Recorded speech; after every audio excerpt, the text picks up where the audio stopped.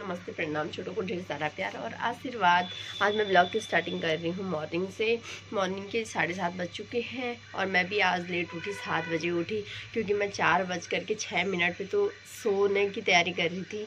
क्योंकि मैं आजकल लाइव पे रामलीला देख रही हूँ। हमारे विकास खंड में, चमोली ज़िले के हमारे विकास खंड नंदा नगर में भव्य रामलीला का आयोजन किया गया है, जहाँ पे रामलीला हो रही है। और वहाँ पे रामलीला बदलता विकास खंड नंदा नगर पेज से मैं लाइव देखती हूँ। आप लोग भी देखिएगा। काफ़ी अच्छा रामलीला का जो मंचन किया जा रहा है, वहाँ पे काफ़ी अच्छा अभिनय किया जा रहा है पात्रों द्वारा। तो देखने को तो ऐसा लग रहा है और भी लीला होती, आगे भी लीला करवाते तो देखते ही। क्योंकि मैं भी 4 बजे सोई, 9 बजे से स्टार्ट हो गया था, 9 बजे से चालू हो गई थी लाइव देखना और 4 बजे सोई पूरे। तो आज नींद नहीं खुली। परसों की भी मैंने पूरी लीला देखी और कल भी मैंने पूरी लीला देखी। कल हुआ था, यानी कि सीता जनकपुरी वहाँ आ चुकी, अयोध्या में आ चुकी है, उनका विवाह हो चुका था और वो जनकपुरी में आ चुकी थी। और वहाँ से आगे की लीला हुई, कहाँ तक वो वनवास के लिए चले गए हैं। राम, लक्ष्मण और सीता माता वनवास के लिए वन की ओर अग्रसर हो चुकी हैं। कल उन्होंने प्रस्थान कर लिया है। तो मैं रामलीला का मंचन देख रही थी। काफ़ी अच्छे पात्र हैं, एक से बढ़कर एक हैं, काफ़ी अच्छा अभिनय कर रहे हैं। मैं भी उस अभिनय को देख के प्रफुल्लित सी हो जा रही हूँ, आनंदित हो जा रही हूँ। पता ही नहीं चला कब 4 बज रहे हैं, कब 3 बज रहे हैं, ऐसे टाइम निकल जा रहा है। तो हमारे दिल्ली में पीछे से देख रहे होंगे आप लोग सोच रहे होंगे अभी ये अंधेरा टाइप का हो रखा है। यहाँ पे मौसम बिल्कुल भी, धुंध इतनी ज़्यादा हो रखी है कि अभी तक तो बिल्कुल छटा ही नहीं था, कोहरा इतना ज़्यादा हो रखा था। देखो अभी भी दिखाई दे रहा है। तो यहाँ पे 5 तक के बच्चों की स्कूल की भी छुट्टियाँ हैं। वो क्यों हैं? इसी कारण है, प्रदूषण के कारण। यहाँ पे पटाखे भी बैन है, लेकिन यहाँ के लोग कहाँ मानते हैं, फिर भी पटम झटम कर ही रहे हैं। उन्हें ये नहीं पता कि ये जितना भी प्रदूषण होगा, मैं और उन्हें ही वो करना पड़ेगा। जो भी इससे रोग होंगे, जो भी गंदगी होगी, जो भी प्रदूषण होगा, सांस संबंधी बीमारियां होंगी, ये त्वचा रोग संबंधी जो भी बीमारियां हैं, ऐसी बीमारियां होती हैं जब प्रदूषण होता है। तो बहुत ज़्यादा कोहरा लगा हुआ है। स्कूलों की भी यहाँ पे छुट्टी कर दी गई है, 5 तक की क्लासों की। कल भी छुट्टी थी और आज भी छुट्टी है। कल संडे है। उसके बाद देखो अगर ठीक रहा तो, वैसे ठीक रहने जैसा तो मुझे नहीं लग रहा ठीक रहेगा, क्योंकि दीपावली आने वाली है। ये तो दशहरे के टाइम का है। ये जलाया हुआ रावण का पुतला, पटाखे वटाखे, उससे ये इतना प्रदूषण हो रखा है। तो बहुत ज़्यादा धुंध लगी हुई है। सूर्य भगवान जी तो इस धुंध के कारण दिखाई भी नहीं दे रहे हैं। बिल्कुल ऐसा लगा हुआ है जैसे हमारे इधर होता है ना सावन के महीने में कोहरा, वो कोहरा तो खैर अलग वाला होता है, ये अलग ही धुंध है। बिल्कुल ऐसी हो रखी है, चंपत सा हो रखा है। मैं दिखाती हूँ। तो देखो ऐसी धुंध लगी हुई है। सूर्य भगवान जी न जाने कहाँ 7:30 बज चुके हैं और दिन अभी तक आ जाते थे। तो अभी धीरे धीरे धुंध छट रही है। देखो दूर तक तो लगी हुई है। इधर देखो, ये देखो ऐसे।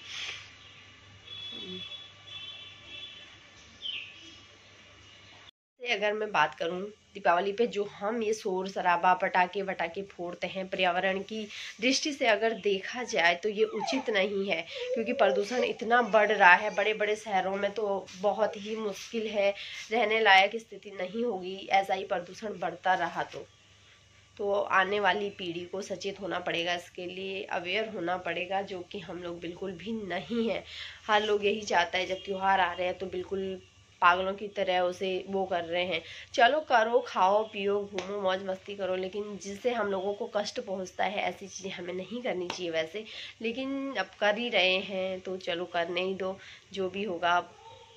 जो भी क्या होना है, दिल्ली में बुरे हाल हैं, बड़े बड़े शहरों में बुरे हाल हैं, तो अब पहाड़ों की तरफ भी धीरे धीरे इसी तरह का माहौल होते जा रहा है। पर्यावरण पे इसका बहुत गंदा असर पड़ रहा है, जो हम लोगों को, जितने भी जीव जंतु हैं इस जगत में, सभी को उसका खामियाजा कहीं ना कहीं भुगतना पड़ रहा है। और इतनी ऐसी गंदी गंदी बीमारियां आ रही हैं जिसका हमारी पीढ़ियों ने कभी सोचा भी नहीं था, हम लोगों ने खुद सोचा नहीं था। कोरोना जैसी भयंकर महामारी, न जाने अभी तो कैसी कैसी बीमारियों का सामना हमें करना पड़ेगा। तो आप लोग अवेयर हो जाओ, कम से कम पटाखे जलाओ। ये मैं इस दीपावली पे यही संदेश दूंगी आप लोगों को। और बाकी मैं क्या बोलूँ, हमारे पतिदेव भी सोए हुए हैं, सक्षम भी सोया हुआ है। ये लोग भी मेरी वजह से रात को डिस्टर्ब रहते हैं, क्योंकि मैं रात भर रामलीला देख रही हूँ। वैसे तो मैं ईयरफोन कनेक्ट करके देखती हूँ, फिर भी हो जाता है, ये लोग लेट तक ही सो पा रहे हैं। तो मैं तो उठना ही पड़ता है, खाना बनाना है, झाड़ू पोछा। तो आज सक्षम की स्कूल नहीं थी तो इसलिए थोड़ा लेट उठी। कल तो वैसे जल्दी उठ गई थी जिस टाइम से उठती हूँ, आज लेट हुआ क्योंकि कल रात को बहुत लेट सोई। मेरी आवाज़ से भी पता चल रहा होगा आप लोगों को। बहुत अच्छा रामलीला का मंचन हो रहा है, जी कर रहा है बस देखते जाऊँ देखते जाऊँ देखते जाऊँ। बहुत अच्छा भावुक पल था कल भी, जब राम जीवनवास के लिए वो करते हैं, प्रस्थान करते हैं। उनके साथ सीता माता भी उनसे आग्रह करती है कि पति मैं भी आपके साथ वन में चलूंगी। तो राम भगवान जी उन्हें समझाते हैं कि सीता नहीं, वहाँ पे बहुत कष्ट उठाने होते हैं वन में। वहाँ का रास्ता ऐसा होता है, कटीली झाड़ियाँ होती हैं, कंकड़ पत्थर होते हैं, राक्षस होते हैं, सर्प होते हैं, ऐसा समझाते हैं। ज़मीन पे सोना पड़ता है, खाने को नहीं मिलेगा तो बहुत कष्ट सहने पड़ते हैं कि। लेकिन सीता माता बिल्कुल भी नहीं मानती हैं, वो भी अपनी जिद पे रहती हैं कि नहीं पतिदेव, जिस प्रकार से आप कष्ट का वो करोगे उस प्रकार से मैं भी कष्ट सह लूंगी। ये प्रसाद है। तो लक्ष्मण जी भी उसके बाद आग्रह करते हैं कि मुझे भी भाई भ्राता के साथ वन की ओर जाना है, वन में जाना है, उनके साथ उनके कष्टों को बराबर मान करके, अपना समझ करके, उनके दुखों को भी अपना दुख समझ करके मुझे उनके साथ चलना है। तो उनकी माता सुमित्रा, माता वो कौशल्या उन्हें समझाती हैं, सुमित्रा लक्ष्मण को समझाती हैं, कौशल्या राम जी को समझाते हैं। कौशल्या माता राम जी को समझाती है कि तुम बड़े हो, इनका ख्याल रखना। तो वो लक्ष्मण को समझाती हैं कि तुम अभी अब अपने कष्टों को समझ करके, राम जी के कष्टों को, अपने कष्टों को समझ करके उनका साथ देना, सीता माता का ख्याल रखना, ऐसी बातें, ऐसा आग्रह वो करती हैं अपने बालकों से। तो ऐसा दृश्य था कल जब उनकी वो होती है, मतलब क्या कहते हैं, वन के लिए 14 वर्ष का वनवास मिलता है। तो बहुत ही भावुक पल होता है। राजा दशरथ भी बिल्कुल चिंतित हो जाते हैं, सोच में पड़ जाते हैं, ऐसा भावुक पल था। और कल हमारे क्षेत्र में इंदिरा आर्य जी भी आए थे, जो कि इस समय पे बहुत ही सुपर हिट उनके गाने चल रहे हैं। और वो लोग गायक हैं हमारे क्षेत्र के, यानी कि वो ऐसे तो उधर से आते हैं कुमाऊं मंडल से, लेकिन गढ़वाल कुमाऊं का क्या है, हमारे इधर के स्टार हैं। वो आए थे कल की नाइट में, काफ़ी अच्छा शो रहा और काफ़ी लंबा चला, 4 बजे तक लीला चली। मैंने भी पूरी 4 बजे तक लीला देखी, मन कर रहा था और आगे दिखा दे तो मैं देखती।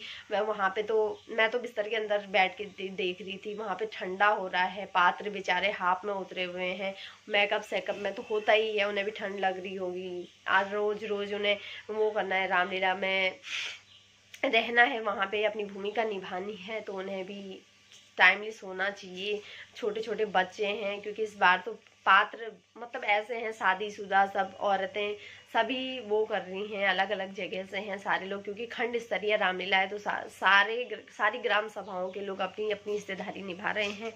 तो पात्र भी अलग अलग ग्राम सभाओं से हैं, कोई शादीशुदा महिलाएं हैं, कोई बच्चे हैं, कोई बूढ़े हैं, सभी लगे हुए हैं। जिसकी जिस प्रकार से भूमिका है, जिस प्रकार से जो श्री राम जी के चरणों में अपनी सेवा निभाना चाहता है, उस प्रकार से लगे हुए हैं। तो मैं भी एक छोटी सी वो कर रही हूँ, थोड़ा वीडियो शेयर कर देती हूँ, जो आजकल सोशल मीडिया पे होनी चाहिए। और लाइव वीडियो मैं रोज़ देखती हूँ, अच्छा लगता है। बाकी प्रभु श्री राम का आशीर्वाद सभी भक्तजनों पर बना रहे, सबको रिद्धि सिद्धि प्रदान करे, दीर्घायु प्रदान करें, सुबुद्धि प्रदान करें।